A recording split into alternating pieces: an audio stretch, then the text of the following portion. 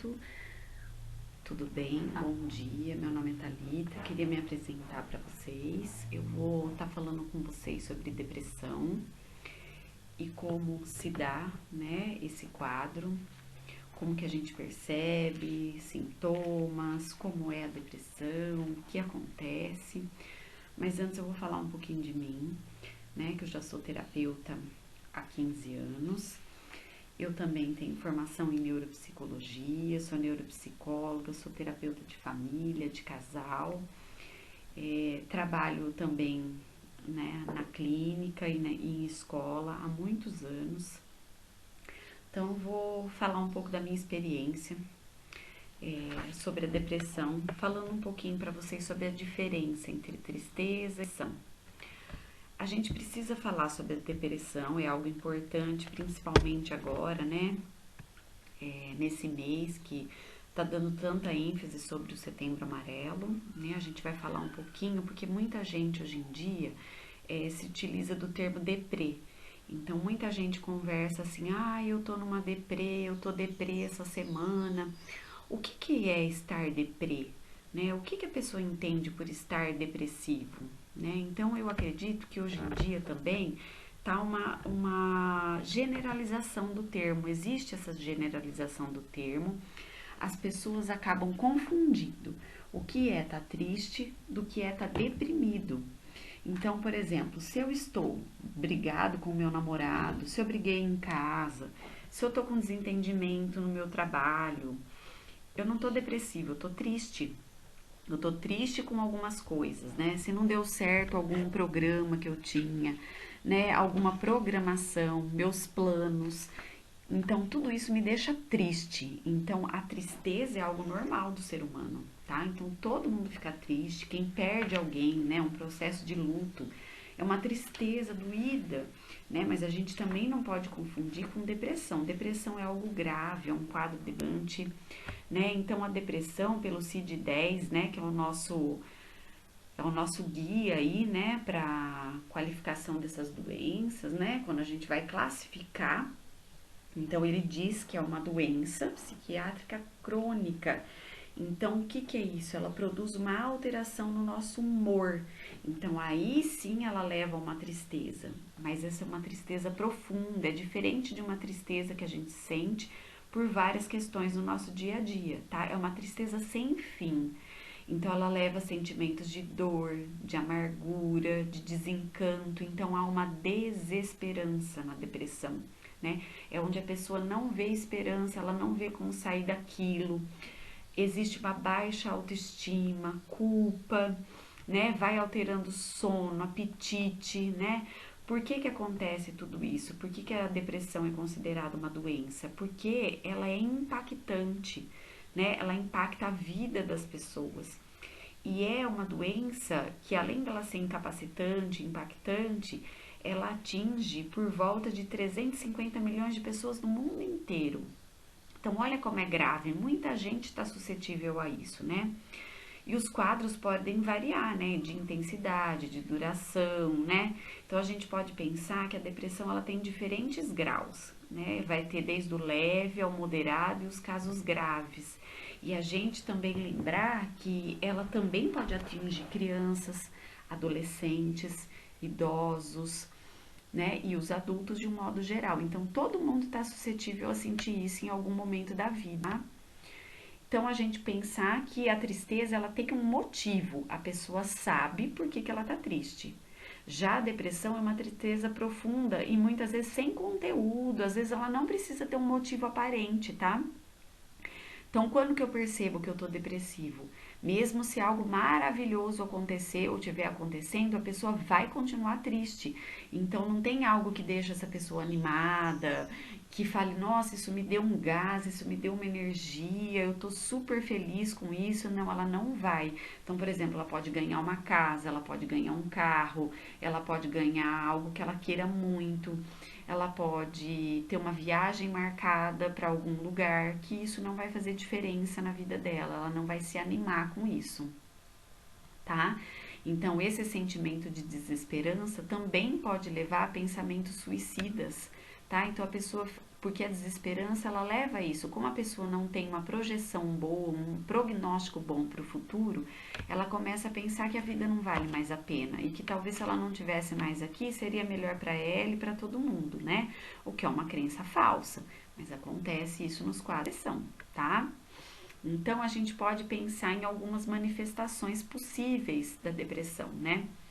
Então, a gente tem alteração no humor. O que é isso? É essa tristeza prolongada que vai levar a uma perda de interesse, né? Ou de prazer em atividades que antes eram apreciadas. Então, por exemplo, se eu gosto de sair, de ver meus amigos, gosto de ir num barzinho, eu gosto de ir num show, eu gosto de estar com gente, receber pessoas em casa, fazer atividades físicas, isso tudo já não me interessa mais, tá? Então, qualquer coisinha, a pessoa pode cair num choro ou ela pode ficar apática. O que é ficar apática? Por exemplo, nada vai fazer com que ela altere. Então, a gente quando fica triste, é muito nítido que a gente está triste, quando a gente está feliz também, né? Porque a gente fica eufórico, dá gargalhadas, e quando a gente está irritado, é muito nítida a irritação, porque a gente já fala ríspido, já, né, pede pro outro me deixar em paz, né? A apatia já não. Então você fala, fica aqui, a pessoa fica, come, a pessoa, ah, tá, vou comer mais tarde. Ela não briga pelo que ela quer, ela não se anima por coisas que ela quer e ela não se irrita por coisas que fizeram com ela e que talvez ela poderia estar irritada com razão, né? Ela poderia achar ruim com razão, ela também não se irrita, ela também não reclama, ela apenas aceita e acata, tá? Outro aspecto também de um quadro depressivo é uma forte irritação com qualquer coisa. Então a pessoa ela acorda e dorme irritada o dia todo, né? Que é esse mau humor, né? A gente fala, nossa, a pessoa acorda e dorme mal-humorada, também é um sintoma, tá? Principalmente para quem não tem esse perfil, né? De ser um pouco mais irritadinha. A gente pode ter algumas manifestações na autoimagem, que são sentimentos de culpa, de vazio ou inutilidade. Então eu não sirvo mais para nada, né? As pessoas não precisam de mim, as pessoas não gostam de mim. Então esse sentimento de solidão vai tomando conta. E por causa da baixa autoestima, os sentimentos de culpa, eles ficam mais suscetíveis, né? Esse sentimento de rejeição, de desamparo, tudo isso vai ficando um pouco mais forte, né? Nessa autoimagem que a gente faz, né? Autoimagem, né? Nós mesmos, né? Lembrando.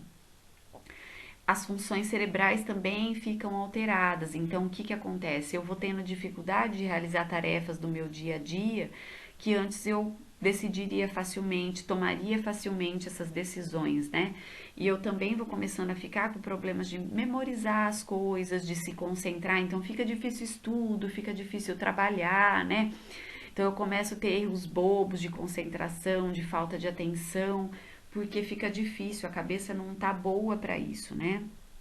Nos pensamentos, a gente pode ver que é nítido uma distorção da realidade, né? Então a gente começa a pensar que a gente não tem mais motivos para se animar, que a gente não tem motivos mais para estar presente, né? A gente começa a ver tudo de uma forma muito pessimista, negativo, né? Então esses pensamentos negativos tornam-se persistentes. E a gente vai tendo umas ruminações, tipo assim, eu não vou conseguir, eu sou um fracasso, as pessoas estariam melhor sem mim. Tudo isso vai passando pela quem tá entrando num quadro depressivo ou já está nele, tá? Então, no comportamento, a gente pode ver que vai dando falta de energia, a fadiga, que vai dando aquela preguiça de realizar as coisas, né? Ou a gente tem inquietação, né? Vai dando uma aflição aqui por dentro, né? A gente pode ter tanto uma inquietação interna, né? Uma coisa no peito, uma dor aqui no peito, né? Um nó, né? Mas não é uma dor física, é um nozinho, uma coisa estranha, parece que tem um negócio entalado aqui na região do peito, mas não é, né? É uma questão assim emocional mesmo, né? Não é nada que você ingeriu. Agitação psicomotora, né? O que é? Eu posso ficar muito agitado fisicamente, sem parada. Eu posso querer cada hora mexer numa coisa e não fazer nada, porque isso, né, traz uma procrastinação, tá? Eu começo várias coisas e eu não termino nada.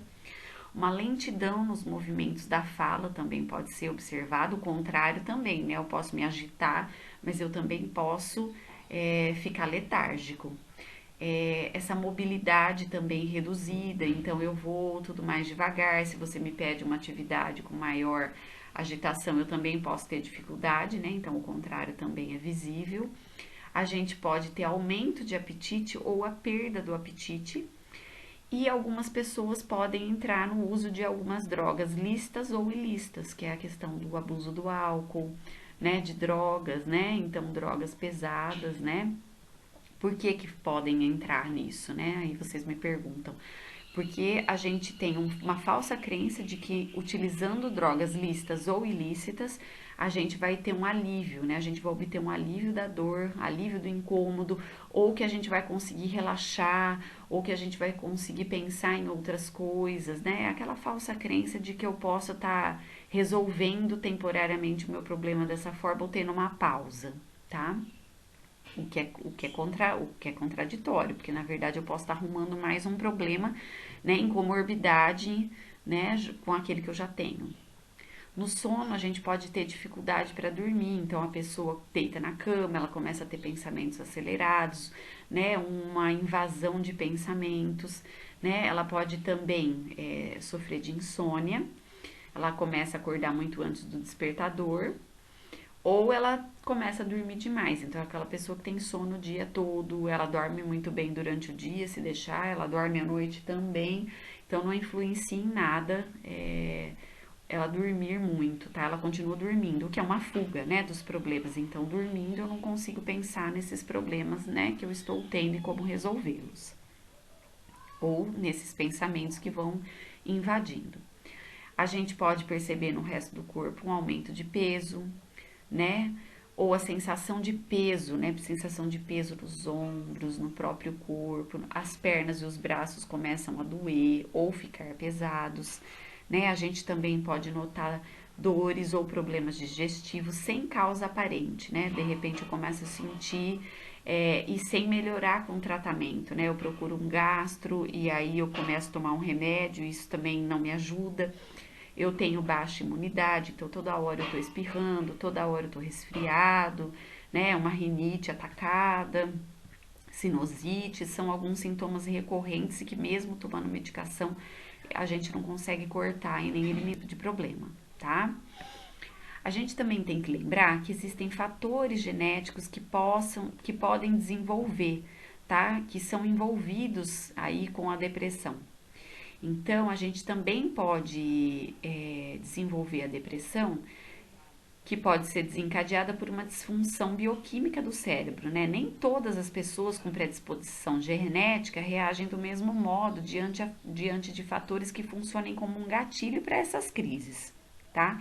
Então, por exemplo, acontecimentos traumáticos na infância, a gente pode sofrer um assalto, um abuso, catástrofes climáticas, né? A gente pode ter sofrido várias coisas que marcam a nossa vida. Então, o estresse físico e o estresse psicológico, né? Ou algumas doenças sistêmicas, como por exemplo o hipotiroidismo, né? O consumo de álcool ou de drogas, ele também pode levar ao quadro, tá bom? E alguns medicamentos que as pessoas usam, né? Que tem principalmente a base de anfetamina, né? Os remédios para emagrecer, geralmente, né? Eles podem levar a desencadear o quadro, tá bom? É, Aí existem estudos que apontam que as mulheres parecem ser mais vulneráveis a esse estado depressivo, tá bom? Principalmente devido à nossa oscilação hormonal, né?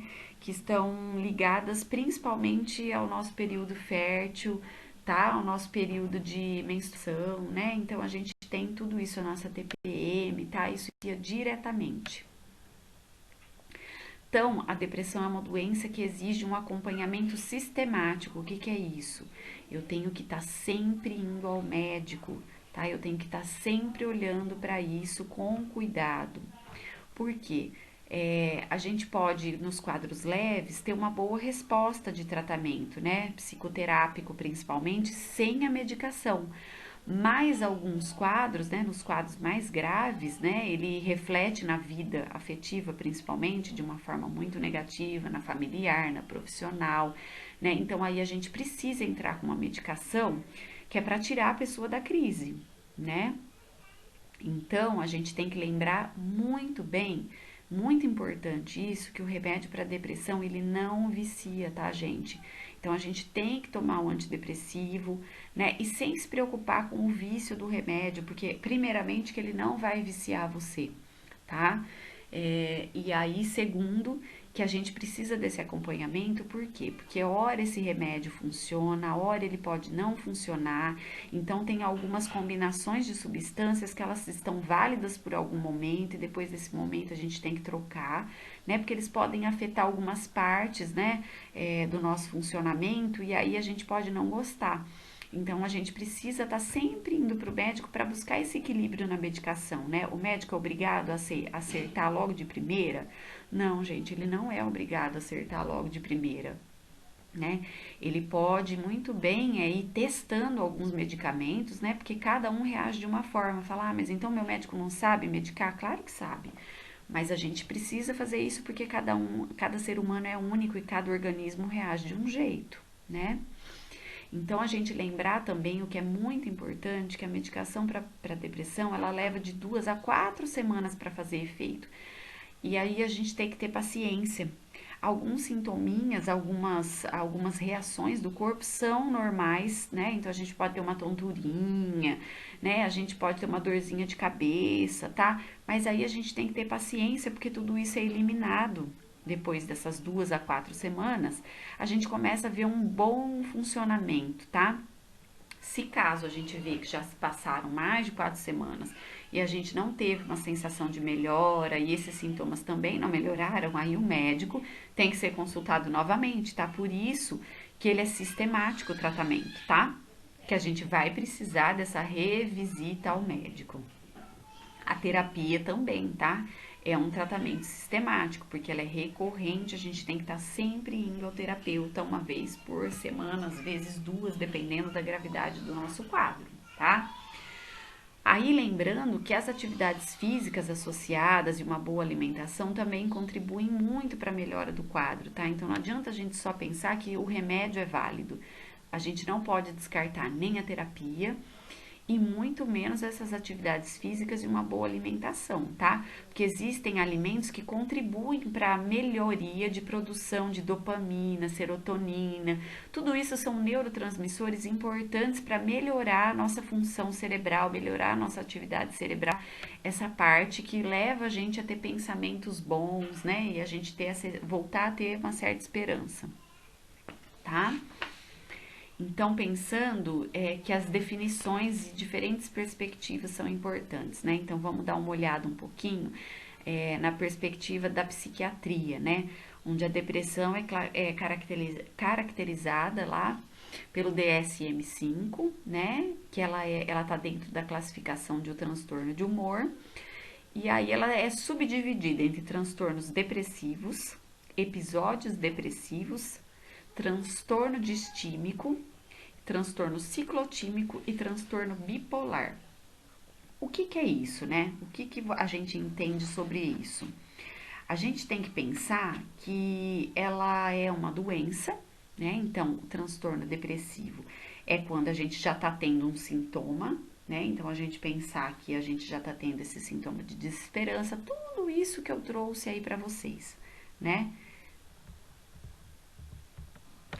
Bom, então vamos falar aqui do episódio depressivo, né? Então a gente pensar que o episódio depressivo é a forma mais comum de depressão que a gente pode observar, tá? Então ele é simples, ele ocorre ao longo de semanas e também anos, né? Ele vai se manifestar através de uma combinação de sintomas, né? Que tem duração superior aí a 2 semanas. Então, a gente vai sentir isso por 2 semanas, a gente vai perceber que eles são descritos aí, né, como uma fase, né? Então, a gente passa por esses episódios ao longo da vida como fases. Então, é o que a gente chama de leve, tá? Depressão leve é essa.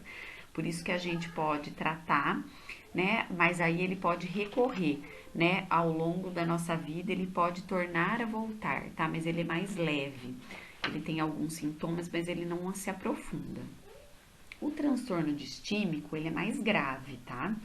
Então a gente pode ter uma duração aí de 2 anos, às vezes ele fica por décadas, né? E ele é uma depressão crônica, né? As pessoas chamam. E o que que é isso? Ela é marcada justamente pelo mau humor. O distímico tem uma característica marcante, que é o mau humor. É aquela pessoa, né, que você olha pra ela e fala bom dia, e aí ela fala pra você bom dia por quê? Né? Só se for pra você. Né? Então, justamente essa pessoa que não tem acordo, né? Ela tá 24 horas por dia de mau humor. O transtorno de ciclotimia, né, o transtorno ciclotímico, é uma pessoa que está bastante animada, motivada, exerce várias atividades, se sente especialmente bem, né? É uma pessoa comunicativa, extrovertida, capaz, mas que num passe de mágica ela começa a se sentir desanimada, triste, incapaz de realizar mesmo as coisas mais simples do dia a dia e começa a ter um conceito ruim sobre ela mesma.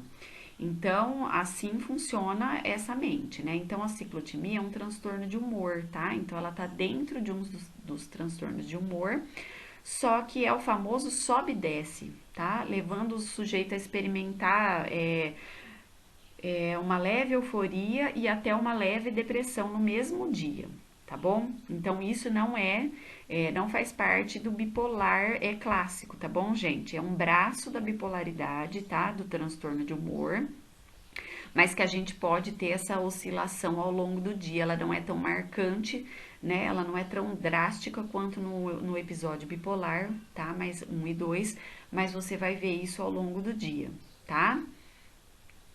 Então, ó, a gente tem que pensar que a pessoa vai de um polo para o outro, mas não é bem por aí, tá? A diferença é que os sintomas são leves, sutis, tá bom? Mas eles geram prejuízos para a vida de quem sente ele, tá? Então, a gente pode ver que ele começa a surgir na adolescência ou no início da vida adulta e tá ligado diretamente ao temperamento, tá bom? Por que que tá ligado ao temperamento? Porque tem uma porção genética aí da pessoa, tá? Então, a gente também tem uma tendência pessoal, tem alguns gatilhos psicossociais envolvidos, tá? Pode ter uma dificuldade de adaptação e enfrentamento a algumas mudanças da vida que podem gerar o aparecimento desse transtorno, tá? E ele também costuma ser mais comum.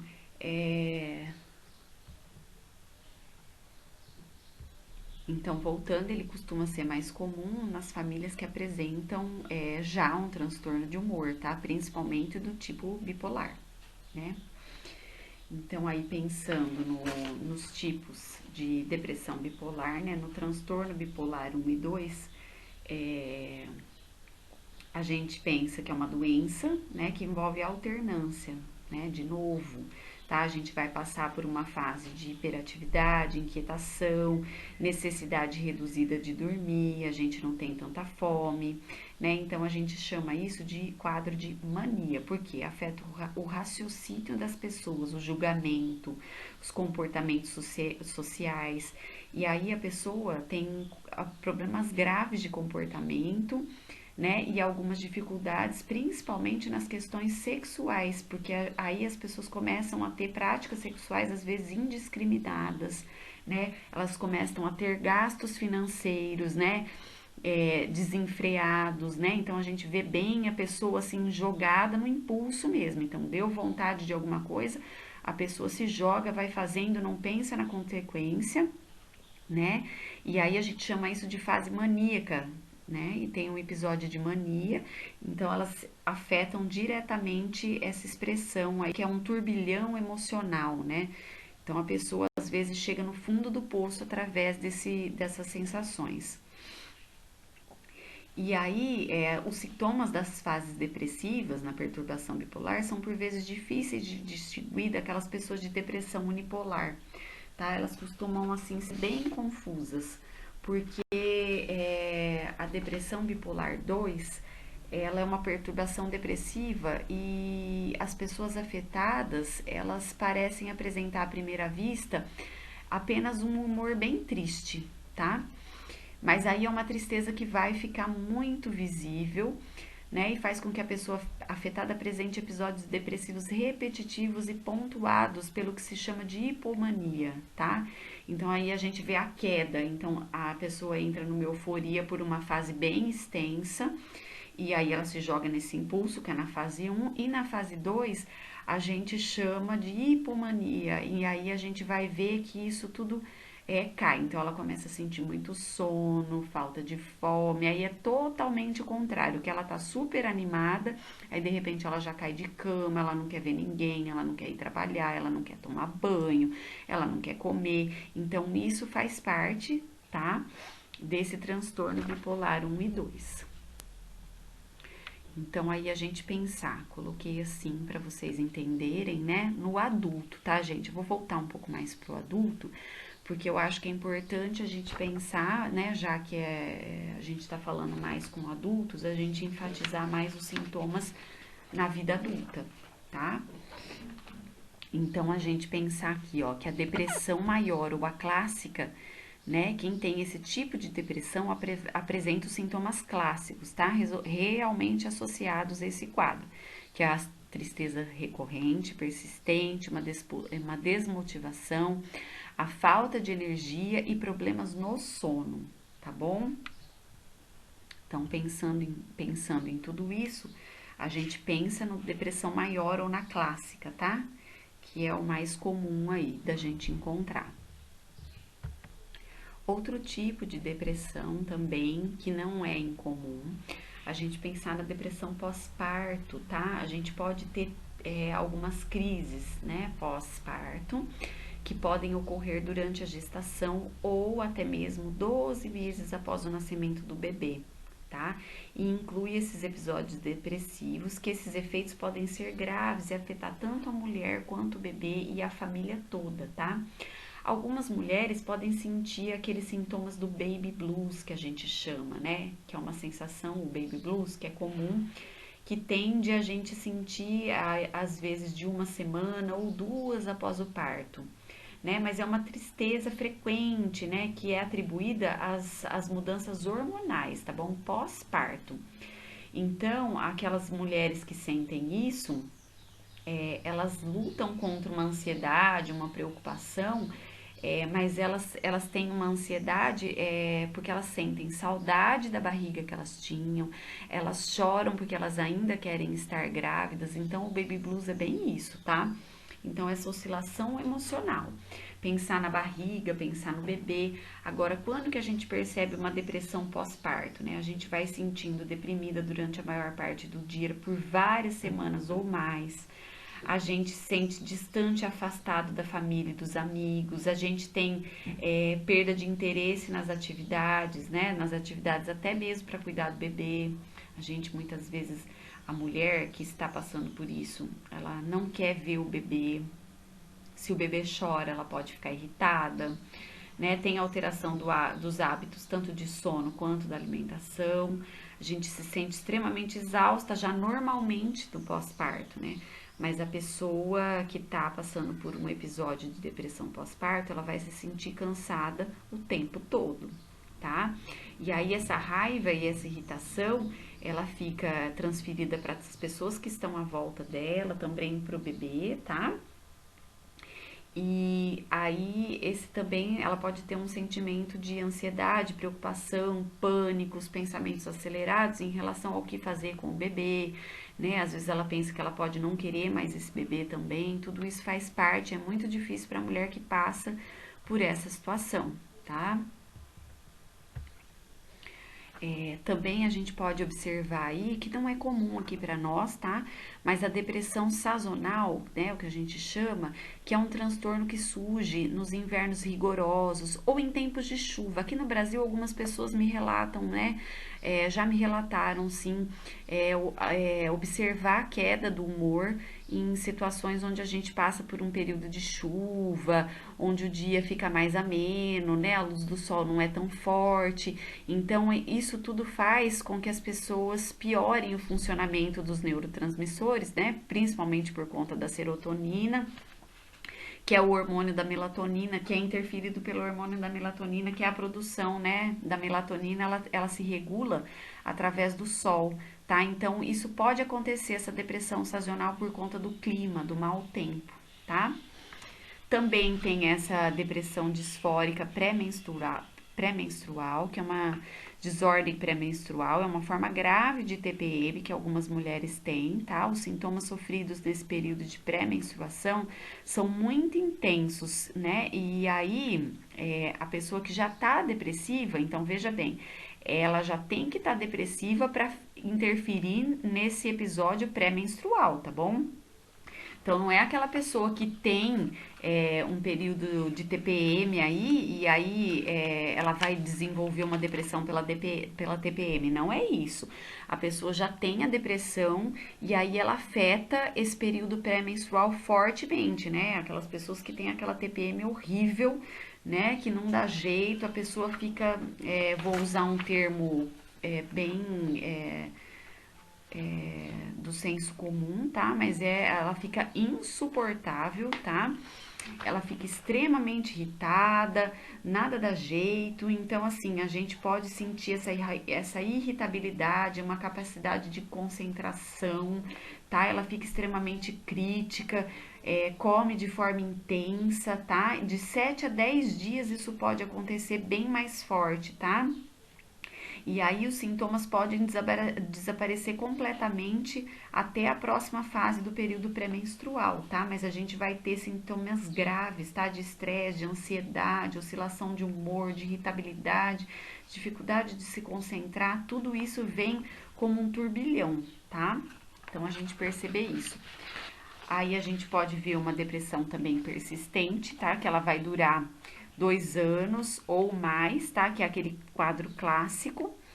É uma doença que já foi chamada no passado de distimia, tá bom? Então é essa irritabilidade que fica aí presente por muito tempo e as pessoas não percebem que estão depressivas. Então ela fica insistindo. Por quê? Porque a gente precisa de medicação para isso, tá? Se não tratar com psicoterapia e medicação, a pessoa fica adoecida e muitas vezes nem percebe que está. Ela é só taxada como uma pessoa irritada, uma pessoa mal-humorada, uma pessoa que nada tá bom, né? Mas na verdade, se você tem esse sintoma, desconfie, porque isso, né, um sintoma de doença, tá? E aí tem as depressões que eu já disse por outras doenças, né? Que são doenças que vêm pelo hipotireoidismo, por alguns tumores, né? Ou doenças do envelhecimento também, tá? Que podem levar à depressão, tá? Por quê? Porque se eu tenho um quadro debilitante, né? A pessoa vai ficando triste, se sentindo desestimulada, né? Sentindo que a vida não tem mais esperança. Esses casos, tá? Agora eu vou falar de um outro tipo de depressão, que ele também é tão grave quanto qualquer esses outros aí que eu já disse, mas ele vai afetar exclusivamente o ambiente de trabalho.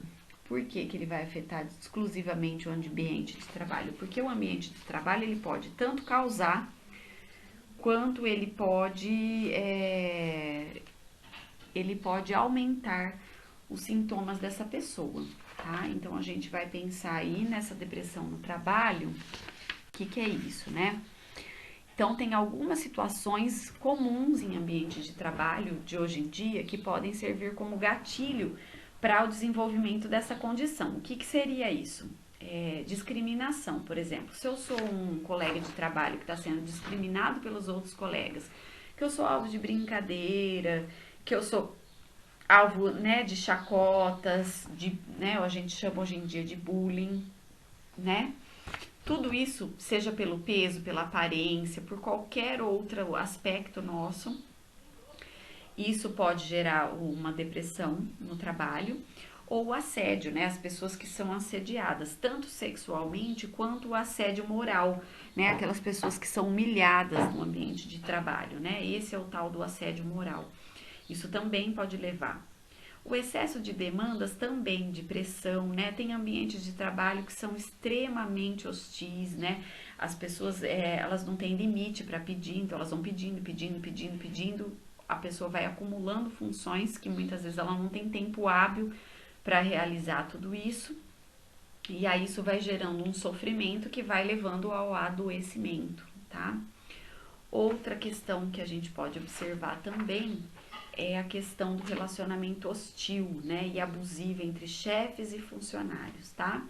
Então, se eu tenho um chefe, né, que aí é chefe, né, gente, a gente lembrar que existe uma diferença entre líder e chefe. Se a pessoa está exercendo somente um papel de chefe, onde ela quer mandar e desmandar, ela trata o funcionário muito mal, ela pode usar de palavreados chulos para os funcionários, tá? Então a gente pode pensar que tudo isso pode levar o funcionário a ter uma diminuição desse humor e ficar muito deprimido, né? Essa competitividade excessiva no ambiente de trabalho, se ela é estimulada, também pode levar ao sentimento depressivo, né? Insegurança também é vinculada a baixo salário, retorno financeiro, reconhecimento dessas atividades, tá? Então, tudo isso pode gerar esse sentimento de insegurança, desesperança e aí levar a esses sinais e a esses sintomas, né, de depressão. Então, ó, alguns sintomas que a gente pode observar no ambiente de trabalho que pode sinalizar pra gente que essa pessoa pode estar doente, né? Então, cansaço excessivo, a gente pode perceber mudanças no padrão de sono. Como que a gente observa isso? No rosto do funcionário, no cansaço, nas olheiras, né? Antes estava bem, agora já não está mais, está frequentemente cansado. Então, se essa pessoa não tem nenhum fator familiar que pode estar gerando esse desconforto, então provavelmente a gente tem que começar a pensar que o ambiente de trabalho pode ser um desses fatores, né? A pessoa que antes não estava num perfil mais irritado, agora ela apresenta uma irritabilidade, né? A gente pode perceber uma falta de motivação para realizar os trabalhos. Então, é uma autoestima também que não tá legal, tá sempre se depreciando, se achando feio, que não consegue realizar as coisas, né? Agressividade e acesso de raiva, né? Então a gente pode ver que é uma pessoa que tem uma reação mais explosiva, né? Mais raivosa, qualquer coisinha que alguém diz, ela já tá reagindo de uma forma explosiva, né? A dificuldade de concentração, né? E quebras abruptas de produtividade. Então, é uma pessoa que antes produzia muito bem e que agora já não, ela tem dificuldade para se concentrar, se desconcentra muito fácil com ruído, né? Principalmente que antes não acontecia e antes produzia muito bem, atingia metas, né? Concluía trabalhos assim com muita facilidade, agora já não consegue, começa a procrastinar, tá? Então vai fazer uma coisa, vai fazer outra, mas não conclui aquilo que está fazendo. Dificuldades nas relações com os colegas de trabalho, né? Porque daí ele já não consegue mais ter um bom relacionamento, ele já não consegue mais ter confiança, para de falar, se fecha, ou às vezes tem um relacionamento hostil, né? Porque reage de uma forma mais hostil para se defender. A procrastinação, que eu já falei, né? Então a gente vai dando voltas e não termina, não finaliza aquilo que eu começo, né? Então são trabalhos que vão sendo começados e não vão sendo terminados por conta de não ter um bom planejamento, porque daí como a memória também é afetada, né, ele também vai perdendo a noção de como ele vai fazer. Então esse planejamento muitas vezes tem que ser feito no papel, né, deixar visível, colado assim no armário, na tela do computador, para que a pessoa não esqueça o passo a passo, porque vai atingindo, né, também a organização. E aí entra essa dificuldade de memorizar e de atenção, tá? Por isso que é tão importante a gente começar a fazer uns esquemas, né, no papel para que se tornem visuais, para depois a gente poder executar com mais facilidade, porque se a gente for confiar só na memória, quando a gente tá com alteração de humor, a gente não consegue ter uma boa memorização das atividades, nem da rotina de trabalho. As alterações de apetite, de libido também a gente pode observar, porque eu posso ter um desânimo, né, tanto para comer quanto para outras atividades, seja física, namoro, né, paquera, a gente pode perceber isso, tá? E inabilidade para tomar as decisões. Então, quando eu preciso ser muito assertivo numa decisão, quero, não quero, vou, não vou, faço, não faço, eu não consigo, tá? Eu deixo que alguém decida por mim facilmente e mesmo que eu não goste daquilo, eu não me manifesto, eu aceito, acato e fico quieto, tá? A gente também pode observar a pessoa com choro, crises de choro, né? E é muito comum a gente ver a pessoa chorando, né? No ambiente de trabalho, às vezes ela pode chorar na mesa dela, às vezes ela pode chorar no banheiro, né? Então, isso tudo a gente pode observar facilmente, tá? Então, os gestores e os colegas de trabalho, nessa hora, a gente tem que compreender que a depressão é uma doença que pode acometer qualquer, tá? Então, assim, a saúde física e mental são as primeiras a serem afetadas.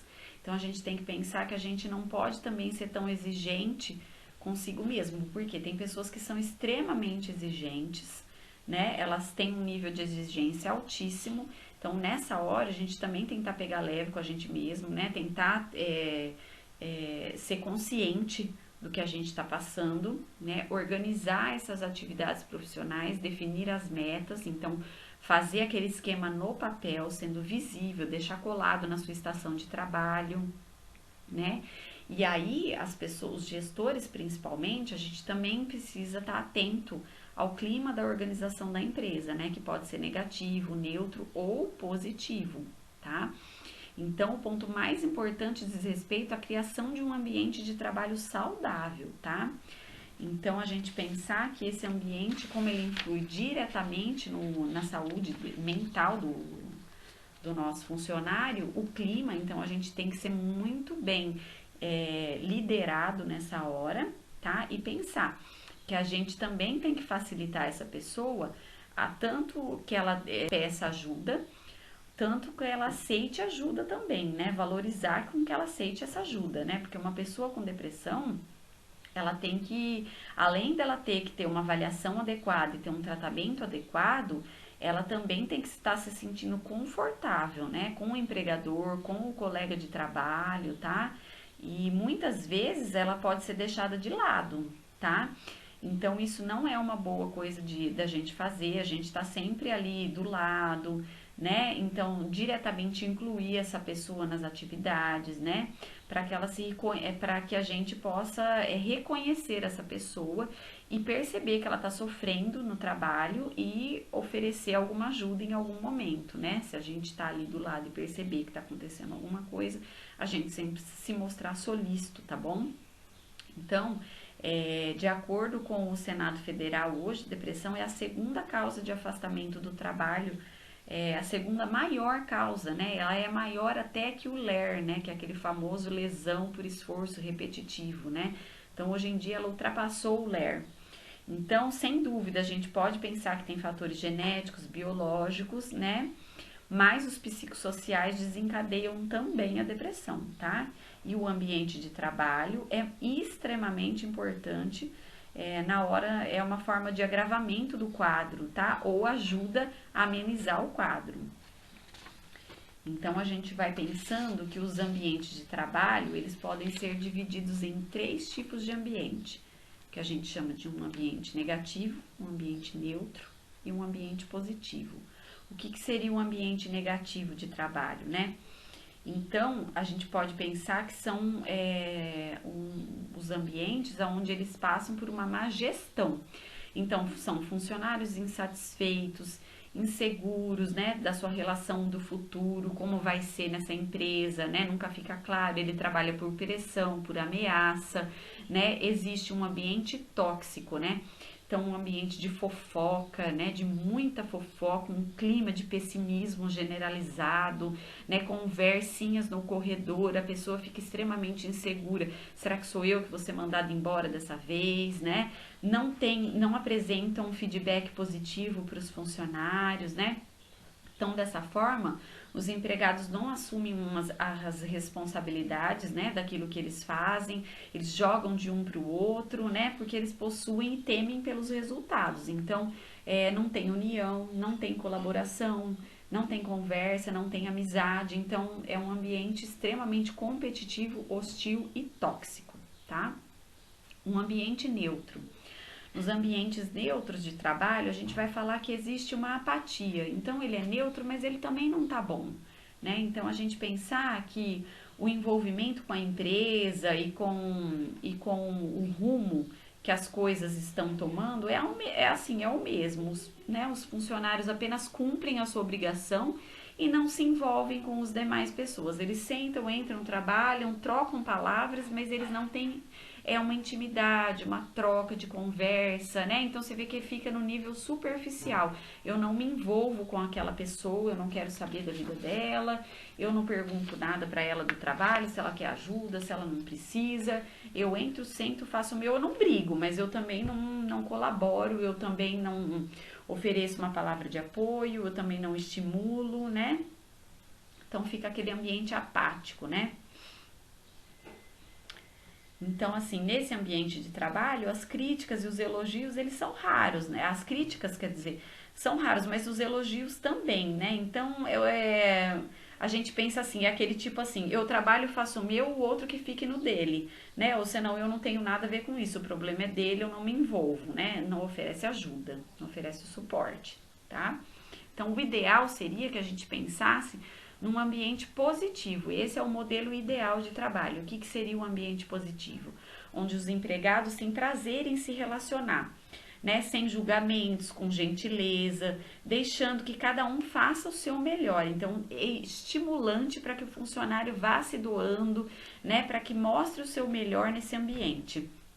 Então, nesse ambiente, não é o indivíduo que importa, mas sim o coletivo. Então, a gente pensar que tem inspiração de produtividade, criatividade, né? São consequências desse tipo de ambiente de trabalho, né?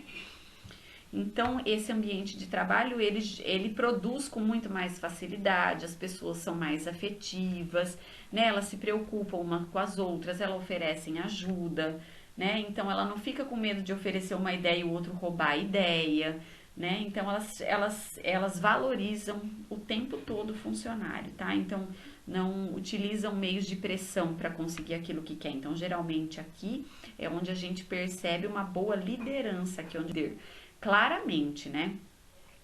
Então aqui a gente vai falar de novo um pouquinho sobre como se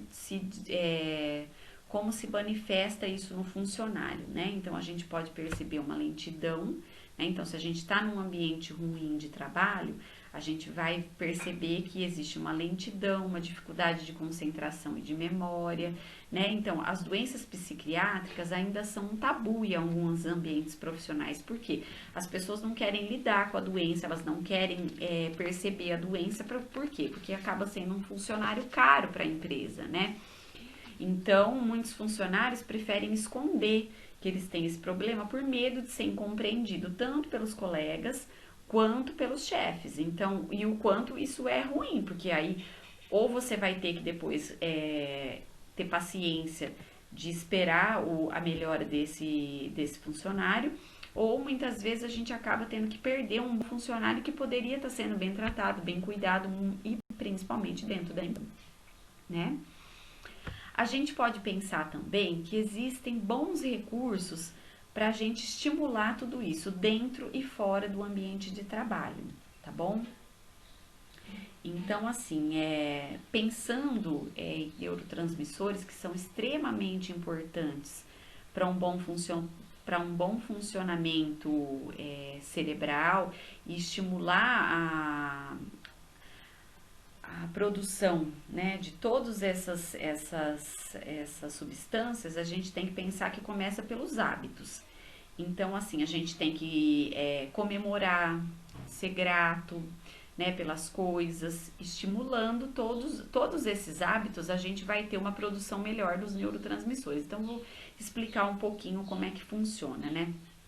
A nossa dopamina, ela tá ligada justamente aos bons hábitos de exercícios físicos, da gente comemorar, de ser grato. E qual é o efeito dela na nossa vida? Ela ajuda a reduzir a ansiedade, ela melhora o ânimo, a energia, a motivação, tá bom? Então, tudo isso faz a dopamina é extremamente importante para quê? Para que eu me sinta melhor, para que eu consiga perceber aonde é que eu começo a sentir um sentimento de esperança, né? Então, a dopamina está ligada justamente a isso, é quando a gente consegue agradecer as coisas, ficar feliz com as coisas, vem justamente daí. A serotonina, ela também vê o bom lado das coisas, o otimismo, né? A serotonina, ela tá ligada a essa sensação de bem-estar também, né? Então, ela reduz na nossa vida os maus hábitos, né?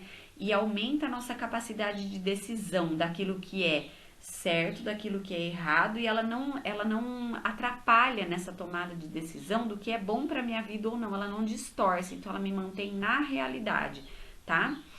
Então ela tá ligada justamente a serotonina à melatonina, a produção de melatonina. A melatonina, ela é desenvolvida justamente no sol. Então por que a gente põe os bebezinhos desde muito cedo no sol?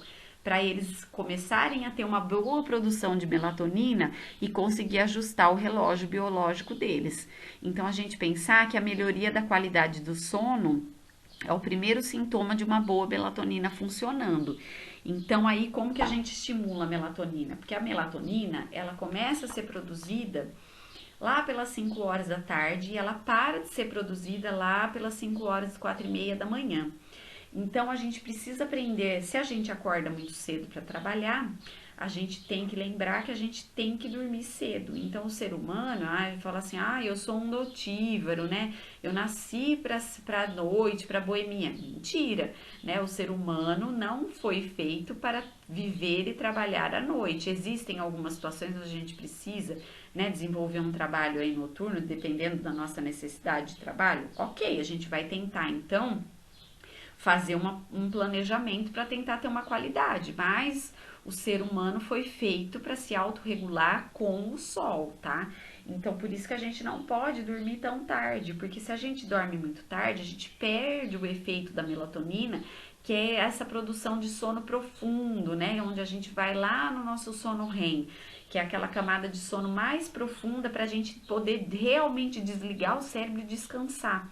Se a gente vai dormir depois da janela, ou muito próximo de acabar a janela da produção da melatonina, o nosso sono não tem uma boa eficácia para descansar. Então, assim, a gente não consegue estar bem descansado, vai aumentando a irritação, tá? Por conta dessa gente pegar essa janela da melatonina.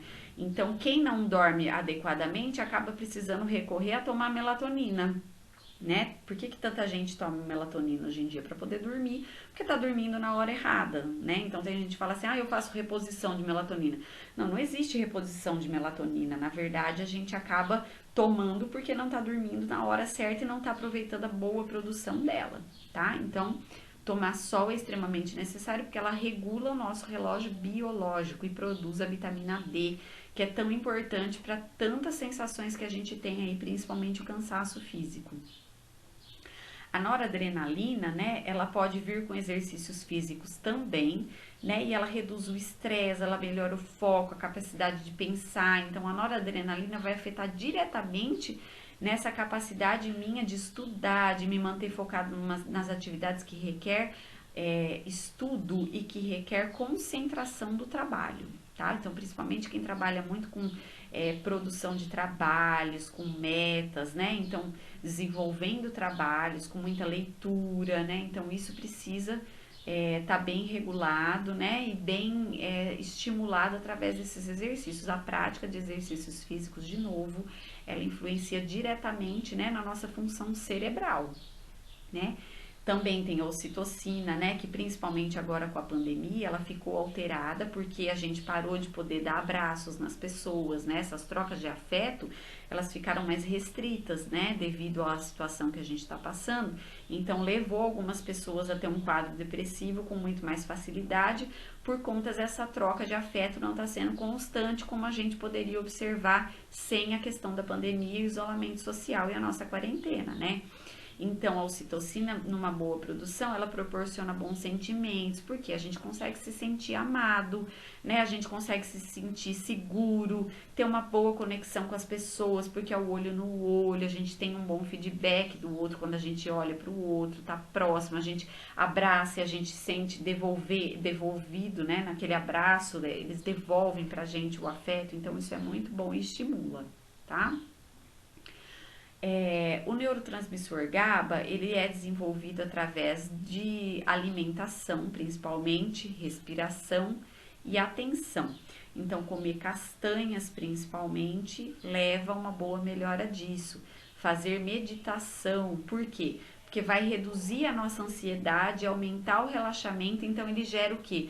uma facilidade de autocontrole. Então, quando eu tenho um bom autocontrole, eu diminuo as minhas explosões de raiva, os meus ataques de ansiedade, os pensamentos invasivos e acelerados, né? Eu falo com muito mais cautela, né? Então, eu não caio naquela questão de ficar solta no impulso. Então, eu vou raciocinar antes de tentar executar as coisas. Então, eu vou errar muito menos, eu vou também não me jogar de cara aí nas compulsões, porque eu consigo pensar antes de realizar as coisas, né? A endorfina, né, que tá ligada principalmente à redução da dor, à depressão, né? E ela aumenta a sensação de felicidade. Como que a gente melhora essa endorfina? Né? O sexo melhora a endorfina, ele produz endorfina. O chocolate amargo, meio amargo, tá? Em pequenas quantidades, claro, né? Pra gente também não ter aí um aumento muito exagerado de glicose, nem do peso, né? A gente ri bastante, né? O contato com a natureza, né?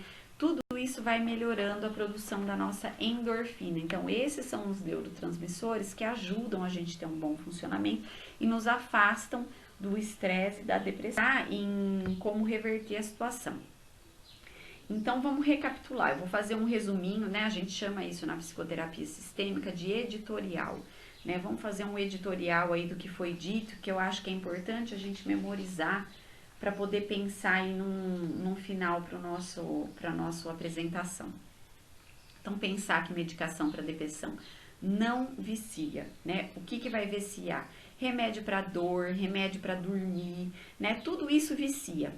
Ah, então eu não posso tomar remédio para dor, eu não posso tomar remédio para dormir? Claro, gente, insônia existe, né? Os remédios para dores graves existem, só que esse tipo de remédio, eles são feitos por um curto período de tempo, né? Os medicamentos para uma ansiedade grave também podem levar um vício. Mas o que vai acontecer? Esses medicamentos, como eles têm que ser controlados, a gente vai fazer o quê? A gente vai tomar de acordo com a prescrição médica. Então, a gente só vai tomar no período de crise. O médico olhou pra gente, né, nessa medicação sistêmica, nesse tratamento sistêmico. O que ele vai fazer? Ele olhou pra gente, né, analisou, né, tanto a nossa vida pessoal, social e a medicamentosa. Viu que já dá para pensar em retirar a medicação, o que ele vai fazer? É isso que ele vai fazendo. Ele vai fazendo um desmame dessa medicação para que a gente também não sinta os reflexos dela bruscamente, tá? A gente não tenha aí uma alteração no nosso sistema nervoso central de maneira drástica, que isso também não é legal quando a gente corta o remédio de uma hora para outra.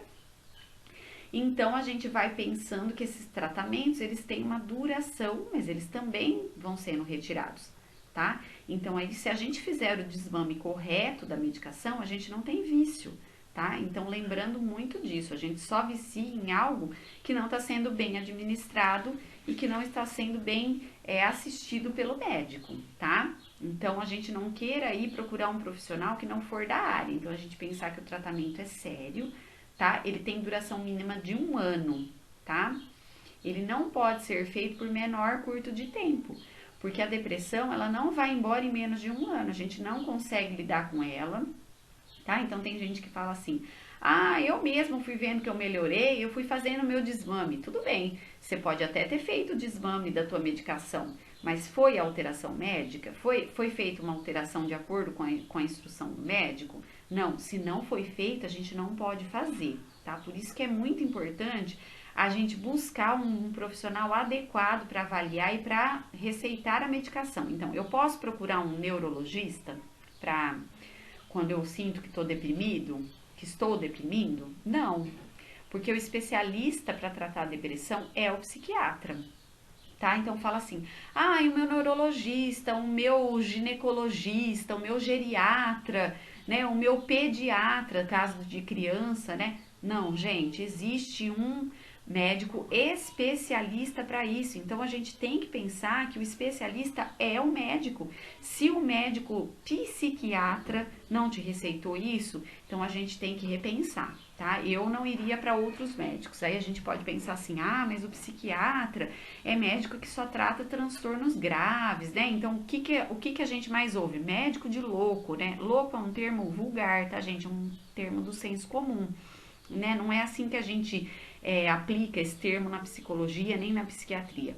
Mas ele não é. A gente só lida com 1% da população que está com um estado alterado de consciência, com um nível de consciência alterado a ponto de não perceber o que é realidade e o que eu estou em delírio, tá? Então, a maioria da população traz casos realmente assim, de ansiedade, de depressão, tá? São os casos mais comuns que a psiquiatria vai tratar. Então, a gente pensar que a procura desse médico é o correto, foi ele que estudou para esse tipo de transtorno. Então, não adianta a gente pesquisar médico que está especializado, o ginecologista que é especialista em útero, né? A gente não vai pesquisar, não vai para o neurologista que ele está tratando de doenças neurológicas, quadros neurológicos, né? Então, a gente pensar que isso está afetando outra área, que é a área emocional. Quem que está lidando com os aspectos da emoção? O médico psiquiatra, tá? Então, ele é o especialista para isso.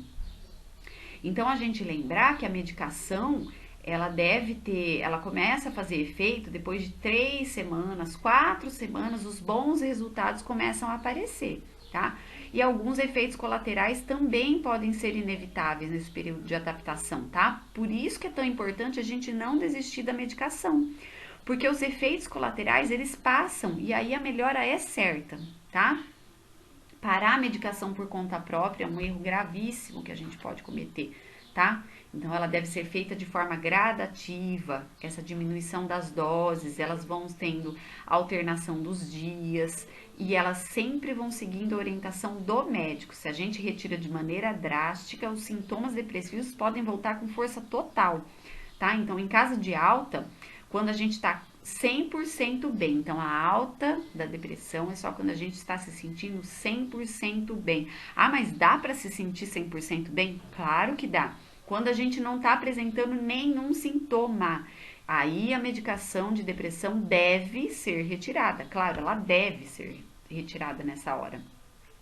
Se o tratamento já dura em média 2 anos e ele não está nem perto de se sentir bem, a pessoa medicada não está nem perto de se sentir bem, a gente tem que desconfiar que não está sendo tratado corretamente, tá? E aí a gente tem que repensar o médico, repensar a medicação e procurar ajuda adequada imediatamente, tá bom? Porque esses quadros, eles precisam sentir melhora. Se a gente não sentir melhora do quadro, a gente não está indo para alta, tá? Lembrar muito bem disso. Bom, então vamos pensar que a terapia, ela ajuda a modular o cérebro da gente, né? E assim como a medicação, tá bom? Então a medicação vai ajustar os transmissores que não estão funcionando corretamente, né? E a terapia, a mesma coisa, ela vai ajudar a trazer um equilíbrio, porque a gente pode ter um desequilíbrio aí nessa forma de pensar, nessa forma de agir. Então é bom que a gente comece a ter consciência da onde a gente tem o problema e tentar pensar que tipo de atitudes eu vou ter que tomar para melhorar a minha postura, para melhorar tudo isso, tá? Então aí a gente tem que pensar que a psicoterapia ela também é capaz de regularizar a transmissão de serotonina, né? Por que a serotonina é tão importante de melhorar e da gente elevar a produção dela? Porque quando a gente está depressivo, a gente tem uma queda brusca de serotonina, né? E aí, essa queda brusca de serotonina, ela começa a alterar a nossa percepção de esperança, a nossa sensação de esperança. É onde a gente também, a serotonina é o que impede a gente de fazer mal pra gente mesmo. Então, eu começo a pensar que a vida já não é mais importante, que se eu perder a vida, ninguém vai sentir minha falta, né? Então, essa regularização aí, essa regularização da química cerebral, ela vai modulando por meio da cognição. Então, ela traz um estímulo positivo capaz de mudar uma emoção, tá? Então, a psicoterapia consegue influenciar positivamente nos processos mediados pela parte chamada de córtex pré-frontal, tá? Nas pessoas, que atinge a memória operacional e as nossas tomadas de decisões, tá? Então, aí a serotonina, né, voltando à fala dela, ela é o neurotransmissor importante e é ele que impede a gente de fazer mal pra gente mesmo. Quando que a gente começa a pensar que a serotonina começa a ficar perigosa? Quando ela chega a quase zero. Quando a serotonina chegar a quase zero, é onde a gente começa a ter coragem de pensar em fazer mal pra gente mesmo. Então, quando que eu percebo também que eu tô depressivo? Quando eu começo a pensar em possíveis acidentes. Então, eu tô dirigindo e começo a pensar, nossa, eu podia capotar o carro agora. Nossa, um caminhão poderia vir e bater em mim. Se eu tô andando na rua, eu posso pensar, nossa, alguém pode vir aqui me assaltar e me matar. Né? Quando eu começo a ter esse tipo de pensamento, onde eu posso morrer a qualquer momento. Então, isso já mostra que eu tô tendo sintomas de depressão, né? Quando que fica perigoso na depressão esse tipo de pensamento? Porque a serotonina, quando ela chega a quase zero, é onde eu sou capaz de tirar minha própria vida. Então, o suicídio é uma fraqueza, né? A gente pode pensar que não. Claro que não. É um assunto super delicado, mas é muito importante, né? E a gente precisa pensar que ele precisa ser compreendido pelas pessoas. Porque como tem uma alteração química, a gente tem essa percepção, a gente não tem essa percepção de que é algo que é inevitável para a pessoa em um determinado nível de gravidade da doença. A gente pensa que isso pode ser falta de coragem ou muita coragem. Então a gente vê por aí, né, o senso comum falando alto, né, falando assim, nossa, fulano teve muita coragem de se matar. Ai, fulano teve falta de coragem. Não, não é nada disso. Isso é uma questão de serotonina. A serotonina, quando a gente chega nela quase zero, então isso leva ao suicídio. Então, por que que muitas pessoas conseguem se suicidar? Por causa disso, porque a hora que ela não vê mais nenhum tipo de esperança na vida dela, onde ela vê que a vida realmente acabou e a serotonina está quase zero e não tem mais aquele impedimento de, os meus pais ficarão mal, como ficarão os meus pais, os meus filhos, o meu cônjuge, é onde eu consigo fazer mal para mim mesmo, tá? Então a gente pensar que ela é um dos neurotransmissores, o mais importante, né? Então, a gente pensar que o tratamento é sempre longo, então não adianta a gente querer fazer uma terapia rápida. Não, a gente quer tudo para ontem nessa era, né, da comunicação rápida, da informação rápida. Então, a gente pensar que a gente não se automedica, a gente não se autodiagnostica, a gente precisa do médico, do terapeuta para fazer isso, para fechar o quadro, né? A gente precisa ter assiduidade tanto no médico quanto na terapia nossa, né? Por mais que a gente possa se sentir desanimado para falar, vontade de faltar na terapia seja forte, vontade de faltar no médico seja forte, né? Vontade de faltar no trabalho, a gente precisa entender que isso faz parte do quadro e a gente precisa trabalhar isso na psicoterapia, né? Então a gente pensar que a pior coisa para quem está depressivo, lembra sempre disso, a gente chegar e falar assim: para com isso, levanta dessa cama, vamos se animar, vamos passear, vamos comer. Isso aí você tem que levantar, abre essa janela. A pior coisa é como se a gente estivesse tratando como uma pessoa que tivesse apenas com preguiça de fazer as coisas, né? Então a gente não falar assim é muito importante, tá? A gente respeitar o momento.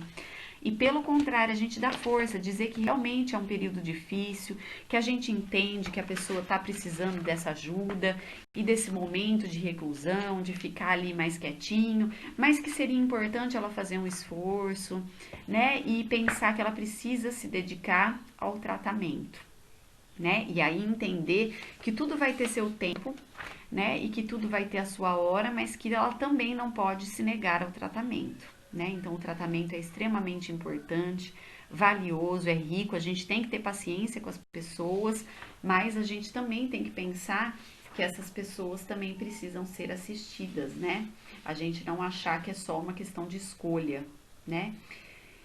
E aí vamos pensar que se você tem alguém próximo do seu ambiente de trabalho, na sua casa, né, e quiser contar para ela o que você aprendeu hoje, eu acho que isso é uma dica importante, né, e são fatos importantes de ser conversado, né, a gente precisa entender também que existe aí um preconceito com as doenças mentais, né, as pessoas acabam não falando sobre ela, as pessoas acabam não valorizando esse tipo de conversa, As pessoas preferem não dizer porque elas acham que não dizendo, elas acabam não incentivando o quadro. Mas pelo contrário, quando a gente não conversa, o aumento da sensação e dos sintomas ele pode acontecer de forma mais acelerada do que a gente imagina e gerar o desconforto de uma forma ainda mais visível e rápida, tá?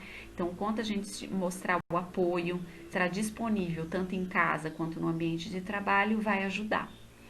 Eu espero que vocês tenham aproveitado, eu espero que vocês tenham conseguido compreender tudo isso e estou aberta aí para quem quiser o meu contato, para quem quiser falar comigo pessoalmente, quem tiver algumas perguntas, me coloco à disposição.